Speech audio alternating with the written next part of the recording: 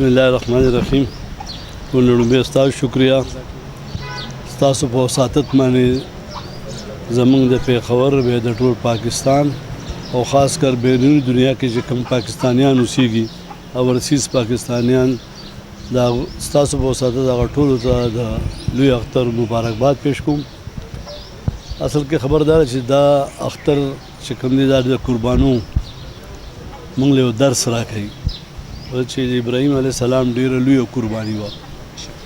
او دغه رنګې موږ هم په کارداري چې موږ په دې غټ اختر کې داسې قرباني ورکړو هغه چې د بل سړي حقوق ومني، یعنی خپل نفس دا په خاورو کې میلو کړو، د بل سړي عزت وکړو. او تاسو د خلک نو زه د پیښور د خلکو ډېر زیاته شکریا ادا کوم چې ډېر ګډ تعداد سره سار نه دا خلک راځي او دا زموږ او د دوی یو ریلیشنشپ دی. بسم الله الرحمن الرحیم. سابقا موجوده گورنر الحاج غلام علي صاحب دا د تعارف محتاج نه دی، ماشاءالله د پیشاور